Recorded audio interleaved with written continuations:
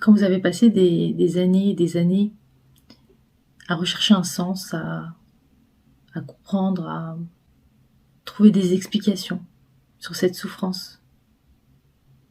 Quand c'est fait, une fois que c'est fait, il y a des réponses qui naissent, mais sur lesquelles il n'y a pas de mots, ou c'est difficile d'expliquer, ou c'est difficile d'écrire.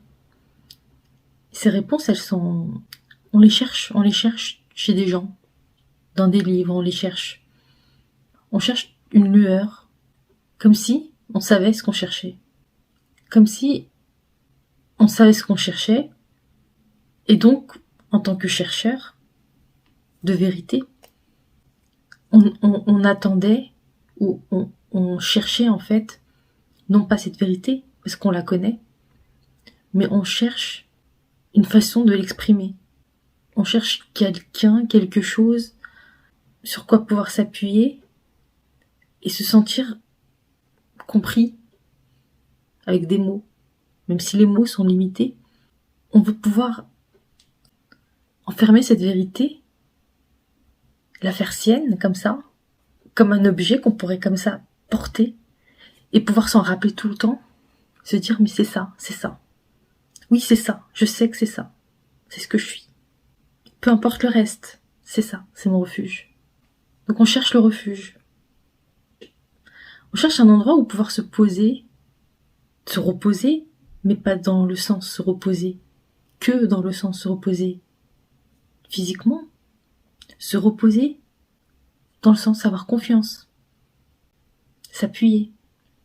C'est un appel d'urgence intérieure, c'est la voie de sortie, mais c'est aussi une voie d'entrée.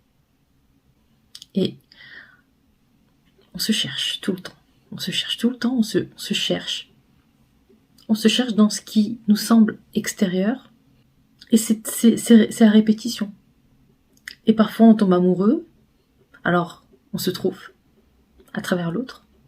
Parfois on a des passions, on se trouve à travers cette passion. Et on colle ce qu'on est à ça. Alors quand ça disparaît, c'est comme si nous on partait aussi. On disparaissait aussi. C'est comme si on s'était à nouveau perdu. Or ça n'a rien à voir avec la forme extérieure qui nous complète, qui semble nous compléter. Ça n'a rien à voir. C'est juste un support. On s'en sert. On s'en sert pour se retrouver, pour se sentir complet. On se sert de ça, des objets. Et c'est normal, le cerveau va expliquer tout ça, va catégoriser, va faire des listes, va créer un raisonnement, des stratégies, et voilà. Et on repart. Mais tout ce qu'on fait, c'est une manière de se chercher et de se trouver.